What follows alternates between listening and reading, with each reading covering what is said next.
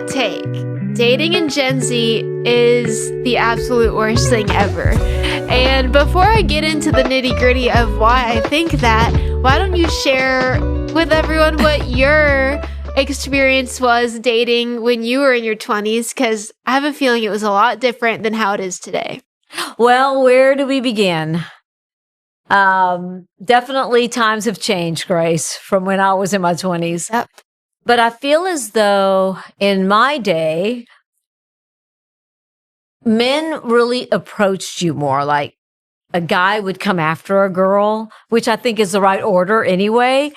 I don't feel like we had to go beat down their doors. Like today, I feel like girls are just going after all these guys. Yeah. And in my time, you know, we'd go out to a nightclub or a restaurant or wherever. And I remember guys would come up and ask me for my phone number or try to talk to me. I don't see that happening in your generation. I'm with you a lot. We go a lot of places together. We travel together. And I don't see you being approached like that. I don't see that happening to you. I feel as though your generation, things have changed, and it could be due to social media. Social media is kind of like a dating app, because if you have Instagram, all you have to do is go and look at all the pictures and videos, and you determine whether or not you are interested in that person. It's different today. And then you maybe send a DM, hey, you know, how's it going? Or you just click like on their story in hopes that they'll find out that you're interested. Right. Yeah. Click like. And it's really different because your level of communication is so low. Mm-hmm. Do you all know how to have a conversation other than, hey, what's up? How's it going? Yeah, no. I mean, I don't feel like there's ever any conversations. Yeah. And that would take some time. So yeah, it's a different society. Dating is completely different than it was. And I feel that the only way it's going to change is when girls, especially girls your age, take a stand and make the bar higher. Mm-hmm. I don't think you have to go after all these guys. I think you have to get to the place where you know who you are and you give the guys a chance to come after you. And if they don't, then I don't know what else to tell you after that, because I feel like that's where y'all are. You're kind of stuck in this place where you don't see that interaction like I used to see when I was your age, and especially when I was in college. Yeah. No, times have definitely changed, and it's so weird. Like I love to watch old movies, like old romance movies, and just to see, obviously that's idealistic, it's a movie, but just to see kind of how the culture was different, how men approached women and how women responded to men, I think was just a lot more respectful, and there was a lot more chivalry, and just, I don't know, as simple as like giving a girl flowers on a date. I feel like that's so out of the norm today. And believe it or not, I have not dated anyone seriously in the past 4 years of being in college, which is kind of crazy to say because you're in school, like everyone seems to be dating someone. But honestly, I have sat back and watched so many relationships get started really quickly and then end really quickly, and people just keep going on to the next guy or the next girl, and it honestly looks so exhausting. And yeah, there's times where I'm like, oh, it would be nice to have a boyfriend, but then I look at that and I see the emotional roller coaster people are on. Like, yeah, I'm glad that I have, you know, I can just focus and study and do my thing and hang out with my friends.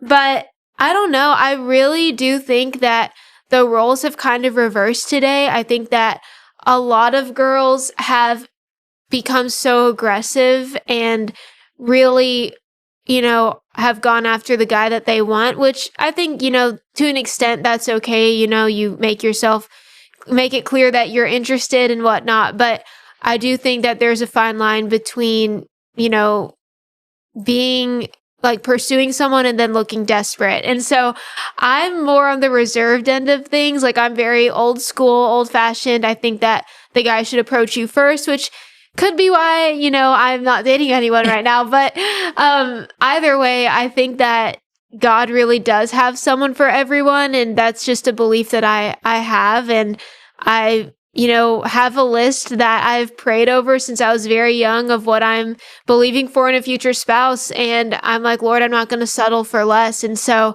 I think that's something I really would encourage all of the girls and guys out there to do, is to really have those standards. And that's something that I think Gen Z lacks, is standards in a lot of ways. Is we just kind of take what we can get and get a temporary fix. And that's why I think a lot of people do jump into relationships so quickly, is because they just really want a boyfriend that day. They really want to feel loved. They really want that reassurance.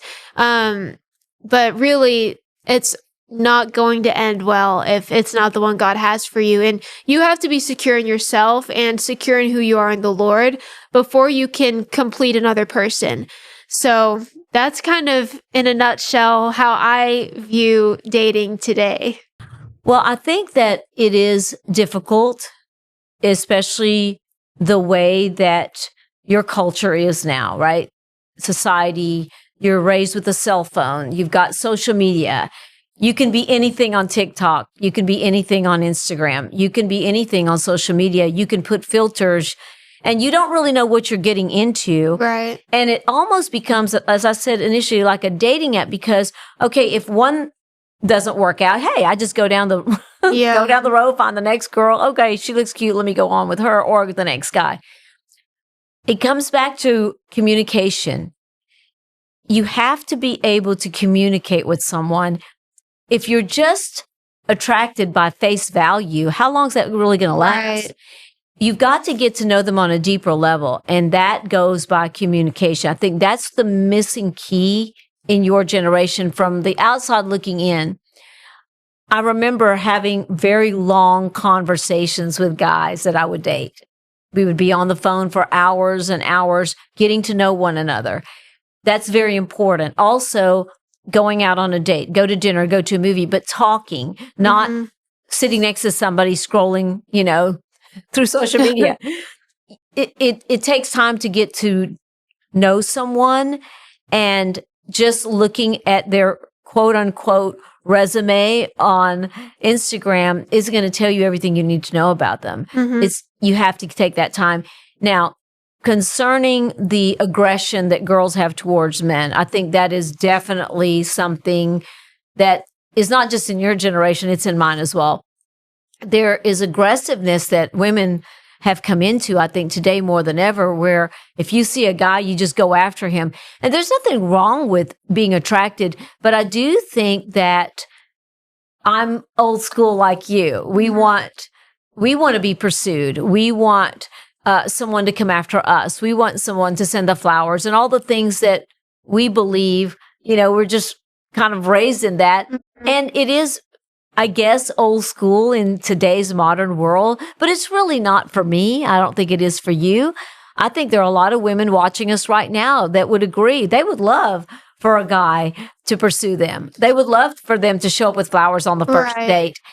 It seems like that's obsolete, but there are guys out there that have that. They're just few and far between, because the culture is the girls are coming to us. So, hey, if one doesn't work out, we'll just go on to the next. I think it's different now. Right. And I think too, when women do that it kind of messes it up for the other women out there like us that are like, no, we're waiting on the guy, to kind of pursue and initiate.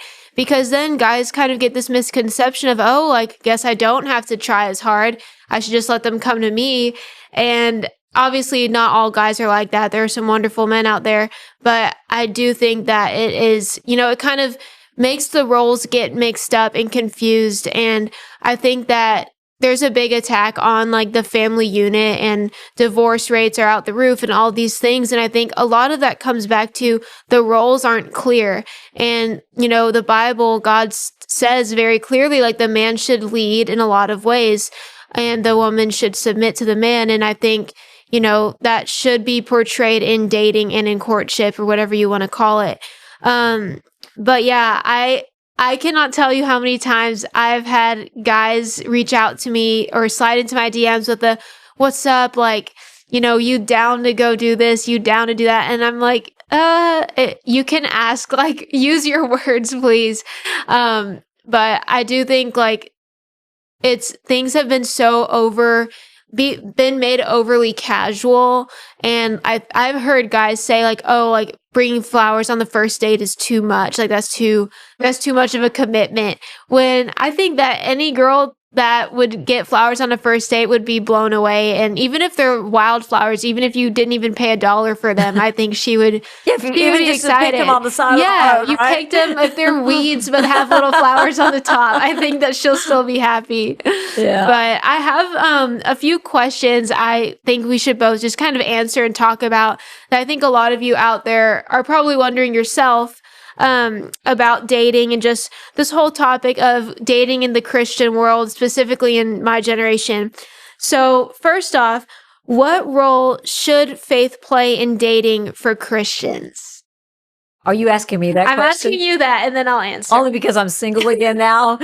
Okay, so I feel like faith has to be a priority, because if you're walking with God and you're dating somebody that doesn't believe the way you do, it's not going to be a good beginning, and it's definitely not a good end. Yeah. So I think you have to begin with someone that has like values, like morals, like beliefs. And the faith is really the foundation of the marriage, because when you have God at the center, there's nothing that you can't overcome. There's nothing that's going to come your way that is going to take you down, because you both know how to pray. You both believe in the Lord. And I think that belief system helps to build that relationship. So the more that you continue, both of you, your walk with God, the stronger you come together. My dad always said, marriage is like a triangle. Mm-hmm. And you have the man on one side, the woman on the other, God at the top. And as we go forward in our walk and we pursue the Lord, we're getting higher up on the triangle, and we're getting closer to God, but we're also getting closer to each other. I love that. And I've also heard the analogy of it being like a 3-strand bond or tie. And it's harder to be broken when you have 3 opposed to 2. And so, yeah, I totally agree with you. I think faith should be a vital role in dating and marriage and all of it. And if you don't have the same faith as who you're with, you shouldn't be with them. And I think a lot of people settle in that area and kind of hope that their significant other will come around and will join them on the side that they're at. But eventually someone's going to have to give. And I really believe that if you're with a non-believer, you're going to be pulled down rather than being brought up. So we don't really believe in missionary dating. I know that's kind of a controversial one, but I think that if anything, if you do really see a future with someone, but they don't share the same faith as you, then maybe end it and tell them, I want for you to really seek the Lord for yourself, not for me, but for you. And maybe if it's meant to be, they'll come back into your life. But also I think faith should really be like a moral compass as you're dating. And I know there's so many temptations, and it's hard as Christians to have, keep those boundaries that that the Lord would want for you to have when you're dating someone. And I really do think that cultivating your faith together is a great foundation for marriage in the future. And dating with the intent to marry, I think, is huge. And I think dating is just so casual today, and hookup culture is huge. And, you meet someone at a bar and, you have a night together, and then the next morning it's like you never met. And I think that is totally against what the Bible teaches us and what God has for us. Because at the end of the day, God really does want the best for us. And I believe that He has one person for everyone, and He will clear the deck of who is not your person. And I know I've dealt with that. I've gone on quite a few dates, and then after the first or second date, the Lord gives me the discernment that this is not the one. And so you have to have that hard conversation and move on. But it really does protect you, I think, and it protects your heart from being broken, and it keeps you for that one that the Lord has for you, which I think is a beautiful thing. So let me ask you this, Grace. How do you define true love? Now, this is an important question because sometimes we mistake a feeling or an emotion for love when you're dating someone. How would you define what true love is? That's a great question. Whenever I hear true love, I think of 1 Corinthians 13 and, love is patient, it's kind, it doesn't envy, it does not boast. And I really believe we have to go back to who is the author of love and see how Jesus has shown his love to us, and such a prime example. But for us, I think that true love is not in word and feeling, but in action. And even on the days where it's hard and you're not getting along, that you still show up and you still bound by the vows that you made to each other on your wedding day. And you know that it doesn't matter what trial you face, you're going to stick with it together. And I think true love makes you look at that person the same way you did when you first met, if not with more adoration. And even when you grow old and gray, you're still going to love the same way and have that passion for each other and make each other laugh. I think laughter is a huge sign of being in love and just really enjoying one another's company. And even if you've gone through a lot of hardships together, the good always outweighs the bad. Yeah, that's so good. I think that true love really does come from God because God is love, right? And when you really know him, it magnifies the love of God within you for that other person. Now, we can fall away. A lot of people fall out of love, but really they start falling away from God. When you start falling away from God, your love gets weak. And you look at the many divorces because you're standing there at the altar and you are making a covenant, right? Marriage is a covenant till death do us part, but we're parting way before death. I mean, look at my life, right? Look at your dad. Look at what happened there. But it really boils down to the commitment that you have to God. Mm-hmm. And when you have that strong commitment, you have that strong commitment to follow through, even in the failures and the mistakes that one may encounter during a marriage. And that's something difficult because we're moved by our feelings. But love is beyond a feeling. It's a commitment. Mm-hmm. I don't know if people fully understand that because the feelings come and go. You can be up one day and down the next, right? You could be in love today and hate that person tomorrow because you're mad at them. So true love, however, takes even what is the negative and can see something in it to turn it around into a positive. Just like 1 Corinthians 13, where you just addressed, love doesn't fail. No matter what you do, love is what really keeps the bond together. And when you talk about love today, we say love in many respects. I love my car, love my hair, love my outfit, love the house, love this, love that. But when you're talking about true, unconditional love for another human being, that bond comes through commitment. Mm-hmm. Commitment is what we're missing today because the minute you make me mad, I'm done. I'm gone. It's over. But we can't say it's over. We have to address what the problem is and try our best to work through it because you've made a commitment. Right. You've made a covenant. That's so good. And two, the covenant isn't just between man and woman. It's also between God. And I think that adds a whole nother layer of, wow, this is legit. Like, I cannot break this. And you're right. It is so normalized today to just, get married and divorce, but that's not God's way. And I really do believe that there is a huge attack on marriages and the family unit today. But I think that, at least I pray that my generation will learn from the mistakes that parents have made or other people have made and be like, I don't want that for me. I don't want that for my future children, and really wait on the right person. And I think that saves everyone from so much heartbreak and future divorces and things like that. Because if you wait on the one that the Lord has for you, that really makes the difference in everything. But I have another question. This one is kind of a fun one. what are some red or green flags to look for in a relationship? So, do you want to start off with some red ones? Because I have a lot. Maybe you should start off because you have a lot I more can. red flags than I do. Go ahead. I can. Okay. One is if he puts me or others before God.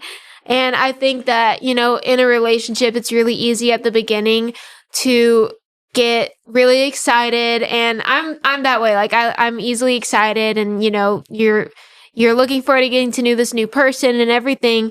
But you have to make sure that you're still loving the Lord more than you're loving that person. And so I think that you have to watch out for things like if someone tells you, I can't live without you, or you are my life, you are, like my everything. And although that comes from a place of, goodness of their heart, I think that you have to be careful with, okay, who is the king of your heart? And make sure that you never are competing for that person's, loyalty or that high place in their heart that I believe really only the Lord should fill. And then also, if he cannot spiritually lead, that's a big one, and that's usually the deal breaker that I have come to terms with a lot of guys is he can't spiritually lead. And I think that yes, everyone is at a different place in their walks with the Lord, and maybe when you meet someone, they might be a little bit behind you or at a different spot in their walk, and that's fine, but you have to see if they're hungry for more of God or if they're stagnant in their faith, if they're okay with just kind of this coasting, just Sunday morning walk with God, or if they're really after something deeper and something more.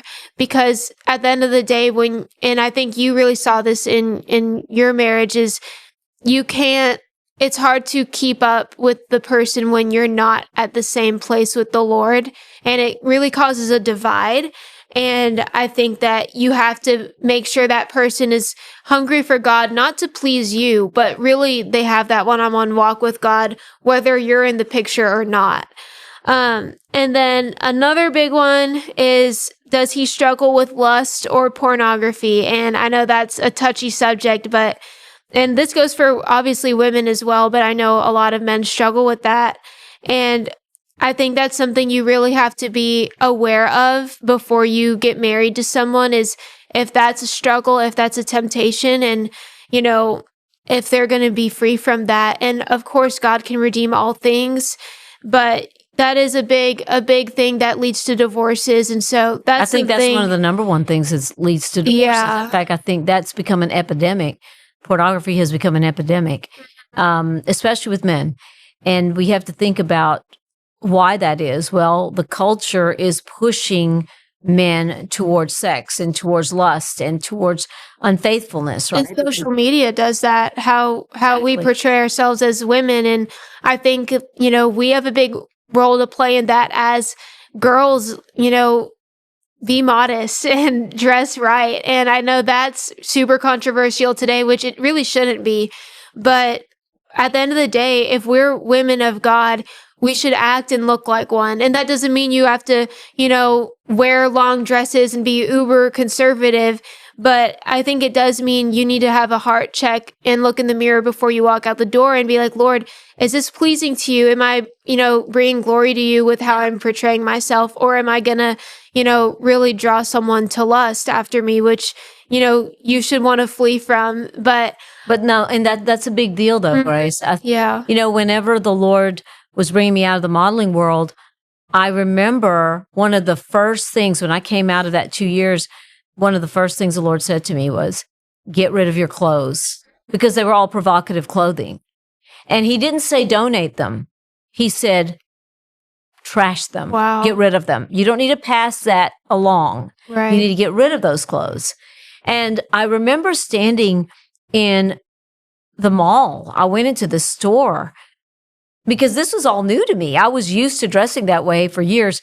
And I remember standing in this clothing store and I said, Lord, what do I do? What do I buy? What do I wear? What pleases you? Yeah. And I thought for a moment, I'm going to have to be unfashionable and it's going to be all these ugly, boring clothes. Not the case. Mm-hmm. It's just bearing the image of God and having the class in how we dress and knowing that you are portraying God's image. So how are you dressing? Is that portraying God's image? And are you causing a man to lust by the way you dress? That's a big, listen, that's right. There's going to be controversial today, because I can assure you that most women do. And that needs to be dealt with. And that comes back to the matter of a heart. Are you secure in who you are, or are you insecure? Because when you're insecure, you need to dress that way to get attention. Yeah. I know when I dress that way, I was insecure. Today, I don't really give a care. I've come into who I am. That doesn't matter to me now. But in those days, it did. So what does that say? That says to us that as women, we can change the culture. We can turn this around. We can help men not lust if we will clothe ourselves properly. Mm-hmm. Again, it doesn't mean we are outdated in what we're wearing, but I do think that there is a line between that which is, provocative mm-hmm. and that which is not. And it's apparent, look at Instagram, what are most women, Christian women, even portraying themselves as, right? And then you throw up a Bible verse. Well, that's not how it works. We want to be respected, right? You want to be respected, but we have to show ourselves as being owed that respect in the way that we carry ourselves. That's such a good point. And I think too, the way that you portray yourself is going to lead to what kind of man you are going to get attention from. And so I see so many girls that are, they attract the wrong type of guy, and they're getting these guys that don't respect them. They don't treat them well. They don't respect their physical or emotional boundaries. And they're like, I don't understand. But it's like, you got to look in the mirror. How are you dressing? Because that has a lot to do with the type of man that you are going to attract. And I think it goes back to self-respect. And, I think as women, we need to honor our bodies as a temple of the Lord and have enough respect to say, like, I am the daughter of the King, and God loves me. Jesus died for me. He paid for my sins. Like, I want to represent him well and bring honor and glory to his name. And I think you can do that in the way that you dress. And, obviously it doesn't mean you can't dress cute and fashionable. Like, I'm big on that. You're big on that. But I think there is a balance of, dressing the right way. Okay. Are there any other red flags you can think of, or should we go to the green? Well, I wanted to address one thing that you had previously mentioned regarding just the whole aspect of the faithfulness, and the issues that we feel we don't know if we can trust. There comes a time where, how do you know you can trust that person? Are they really who they say they are, right? Yeah. And you went back and talked about the faith and how important your faith is, but also have you dabbled in pornography and areas like that? Because when you go in that direction, then there comes some trust issues in the relationship, mm-hmm. right? You begin to open that door, and then you have trust issues. When you have trust issues, you really can't go forward in a relationship, because you're always doubting and you're always questioning, and that doesn't make a relationship fun anymore. Right. So I think that all of these things, if someone has fallen into that and they don't do it now, I think they deserve that chance to prove themselves, and they should be trusted. That's important too. But that is a flag. I think that's an area that we would both agree on. I think most women would agree on that, and even men. I think we want to have, if we're going to look for someone you're going to eventually marry, you want to cover the bases that are important to you. And how do you know that that person is going to be faithful? That's a question that is a tough one, because we can make commitments at the moment and we can promise the world. But when the hard times come in relationships, how do you weather? See, that's why it's important to date somebody for a good length of time. I don't think it's wise to just jump into marriage. I think you need to develop time and friendships first, mm-hmm. develop that friendship in time, and then go into a deeper relationship. But friendship is how it should start. But the longer that you endure that relationship or the longer time progresses, the more things will come to the surface because the more things you'll deal with. And I just have to interject there because going to a small private Christian university, Ring by Spring is real. Let me tell y'all, Ring by Spring is like the biggest thing on my campus. It's the funniest thing ever. But we even have a bridge on this walking trail called the Engagement Bridge. And people, if people are on that bridge, you know they're about to get a ring on their finger. And so it's so interesting. But I think there is a lot of pressure when you're in college or if you're about to graduate, like, oh my gosh, I need to get married. Like my life is going to end if I don't get a ring. And I think that's just the wrong concept to have. And I think it's great people that, find their person in college. I think that's wonderful. But I have seen so many people get married so fast. And even my freshman year, I remember people were getting engaged and I was like, what is going on? Like, we haven't even taken finals yet and people are getting married over here.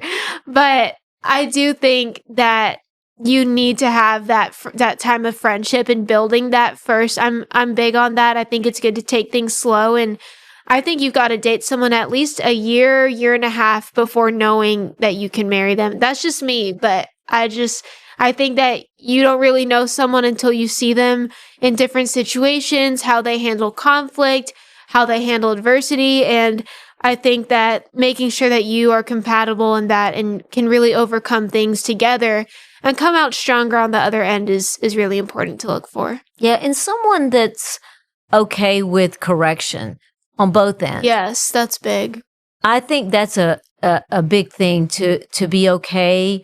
If someone criticizes an area in your life, because we don't like criticism. We want to think we're always good, but we're not. And I think constructive criticism is a good thing. I would rather someone tell me, hey, you really need to work on this area than allowing me to think I'm okay in that area and I'm not. Right. Wouldn't you? Definitely. But I could get my feelings hurt. Well, we just got to get our feelings hurt. Yeah. But we'll get over the feelings and it'll make us grow and develop and become stronger people. So I think the area that is important to me too, going forward with anyone and as you is that has to be dealt with.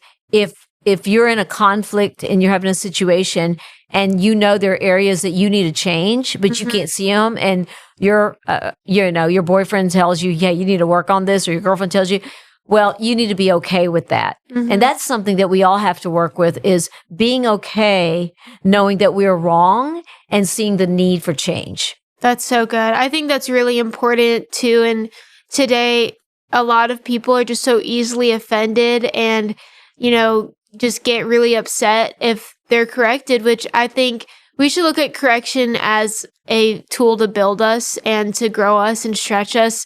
And I think, obviously God corrects us. He's a good and loving father, but whom he loves, he chastens. And I think that it's good to have that. It's good to have a little slap on the wrist here and there. Yeah, I get that from you all the time. I was just about to say I get that from you all the time. Mom, you need to work on this. You need to change. We might have to cut and come back. Just kidding. Okay, so on the green flags, we need to end this on a positive note. I don't want for you guys to think we're like down in the dumps about the dating scene. It does get better. But green flags, if he treats his parents well and is respectful. I know that's one that I really look for in a guy is especially how he treats his mom or if he has sisters, how he treats the women in his family and his dad, if he has a good relationship with his dad is huge. And I think that dynamic, seeing how they are with their family is big.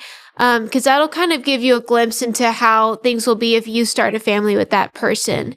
So That's a good one. I like that. Yeah. Yeah, family dynamic, very important. And listen, everyone doesn't have a great family. Right. A lot of people come from broken families, but at the same time, we can learn. There are some phenomenal people that have come out of very difficult family lives. Okay. They've had really tough upbringing. Their home life has been a disaster, but they've come out amazing because they made choices as well, right? To go a different path.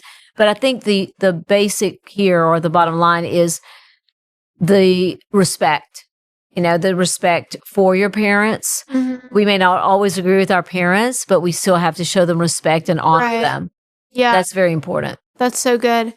And then also, I kind of touched on this earlier, but he has to have a strong walk with God. And I think it's really important that he's under spiritual leadership and has a good home church, is, being led by a pastor or a mentor, or has been discipled in some form or fashion.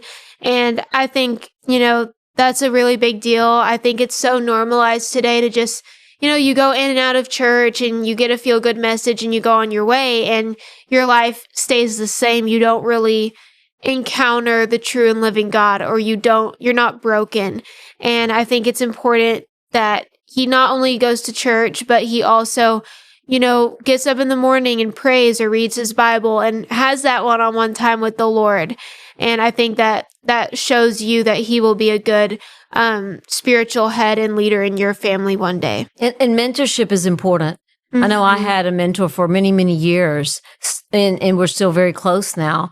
Someone much older than me, but someone that I've learned so much about life from, and values and dating and things like that. And the accountability is important too. So when you have someone that you can respect, that is a godly person, and you can be accountable to them and say, I really missed it here. And I want to tell you what I did. Help me through this. That's important because it helps us to get stronger. We mature more, and then we know how to handle conflict better. So having a mentor or someone that you're accountable to is very important. Yeah, that's huge. And then also, I think a really important one is that he only has eyes for you. And we kind of talked about this a little bit earlier, but I think something I will look for on a first date is, does he have wandering eyes? Is he looking around? If, some girl is walking by, is he going to check her out? Like, that's something that I think is so normal today. And it goes back to the lust problem. And it goes with women too. I think the men out there, got to make sure your girl isn't checking out other guys. It goes both ways. And I really believe that if you're really in love with someone, you're only going to have eyes for them. And if you're spending time with someone, you need to be respectful of that and really give that person your undivided attention. And I think that is a form of loyalty in and of itself, is to be loyal with your eyes and loyal with, who are you like yearning after? Who are you, who is your heart after? And so, yeah, that's such a good one. That's been a pet peeve all my life. Guys that look around. But I think that what it says is, I can't trust you. Yeah. I'm sitting in front of you. What are you looking at? And so it comes back to trust. And we addressed that just a few moments ago. Trust is utmost important in a relationship. It has to be earned. Have to learn to trust, but that trust is earned, and it comes by how you treat that person when you're with them, and even when you're not. So let's say you're having dinner and that person isn't looking around. They're just focused on you. But then when they're not with you, they're with their friends, they're looking around. Yeah. You can't trust them. So when you fall in love with someone, you come to the place where you're like, you know what? I really do love this person. I just don't think, no matter how beautiful or handsome the other person is, it's not the same for you anymore because you found your person. Right. You found your one. And that's really what you want. Mm-hmm. I believe that God has created someone for everyone. If in your heart there's a desire to be married, mm-hmm. God has someone for you. And that someone is looking for you as much as you're looking for them. And in the right time, you will both find one another. But the trust factor is a lot of times what destroys the relationship. So you may find somebody really wonderfully fit for you, but there's an issue with trust and you end the relationship before they even have a chance to change. So I think also having time to address, like we talked about, what is it that you disagree on? And is that person willing to be corrected and change? And if they are, then you can have that trust. But wandering eyes is something that's big no. Big no. Strike out the list, they're off the list if they have that one. And if it's something that they're continually habitually doing. I think, listen, everybody's going to look around here and there and look off. But if it's a habit and it's something that they're doing all the time, then I think that's a flag. So another big one is empathy. And I think today a lot of guys either are afraid to do this or they just lack the ability to express empathy or deep emotions at times. And I think a good indicator of if they have empathy is if, you get hurt or something bad happens, how do they respond? Do they kind of laugh it off and make fun of you and make a joke about it? Or are they like, are you okay? Like, how can I help you, and jump to action? And so I think that also leads to, can you see them as being a good dad one day? I know like having kids is a huge desire of mine in the future. And it's something that I really, look for when I'm dating someone is, okay, can I see this guy being a good dad?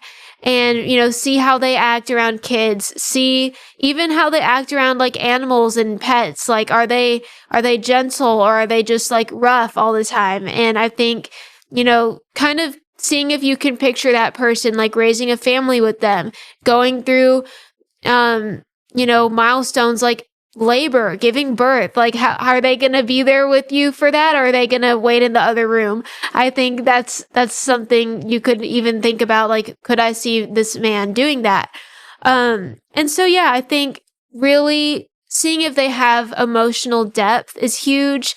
Kind of goes back to if they are good at communicating. I think they can be good at communicating and then have a hard time in the emotions department, which I know, guys and girls are wired differently. Us girls are a lot more open with how we feel and emotions. And some guys are, have a hard time with that. And that's okay. I think, both sides have to be patient with each other and learn from one another and see, how that person best, communicates. But I do think it's important to be able to have those hard conversations and, make sure that the other person feels comfortable enough to express their feelings and show emotions like empathy with the other person. Excellent. I don't think I can add to anything you said. That was great. Empathy is very important, and you definitely encapsulated that very well. Thank you. Well, I think we should end on this one question because it's a big one. How do you know if someone is the one? Oh boy, that's a tough question. Do we even know the answer? Yeah, I mean, and listen, we want to ask y'all, you people that are watching us, can you just like make sure you're commenting so Please, that we can read comments afterwards? We want to hear from you. Yes.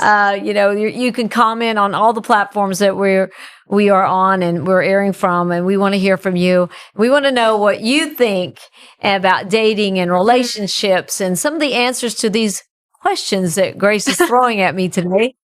But I don't know if there is one answer that's correct on how do you know. How do you know? I think it's a matter of the heart. Mm-hmm. They will be different than anybody else. You'll feel differently. There'll be something about them that you connect with above and beyond anybody else. And I feel like when you walk with God, especially, there's just a knowing. Yeah. Like the Lord will confirm and quicken that to you. There is a knowing in your heart.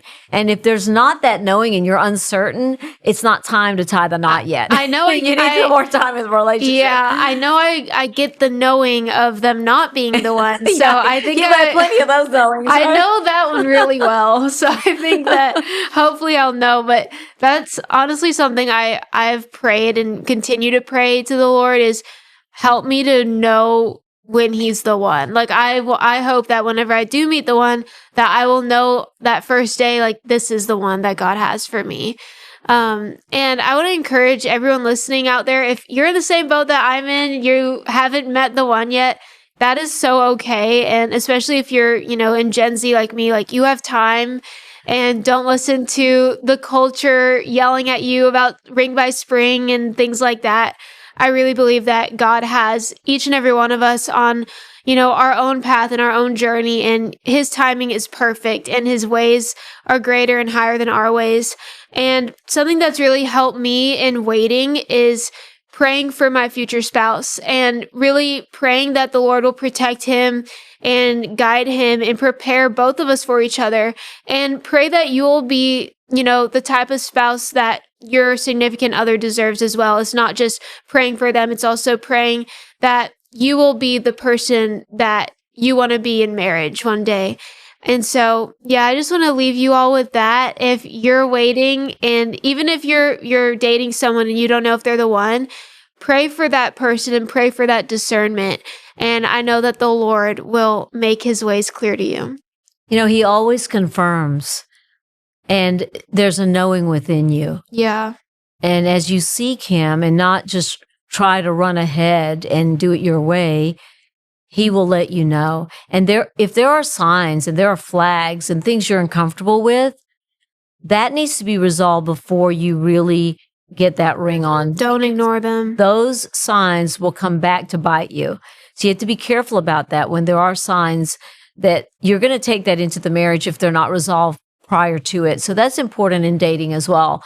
And it comes back to what we said, communication, getting to know somebody. If there are areas in their life that, that's not how you live, I don't think you just write them off. I think you address it and give them a chance. Everybody needs a chance to change. Right. And we have to be patient. Love is patient, right? Love is kind. Love endures. And it takes time to get to know someone. So for you and all the other girls in your camp still waiting, we're hoping that maybe some boys are watching, some guys out there. You never know. You don't know. Hopefully they're not scared off by this episode. But there are some men out there that are phenomenal. Yeah. And you're just in a little fishbowl, you're part of the world, but there's a big world out there, and God has some amazing young men as he does young women, and they're waiting as well, and they're looking for godly women. So I hope that God will bring that right one for them as God will bring the right one for you.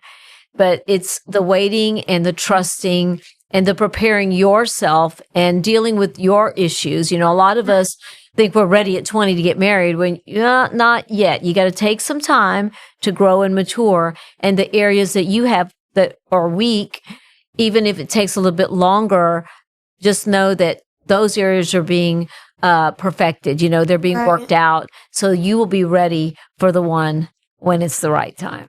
Wow, that is so perfectly said. I love that. Well, I hope that you all were encouraged by this episode today. And thank you again for listening to Double Take, the podcast of two generations bringing the kingdom of God to our culture. Have a good one.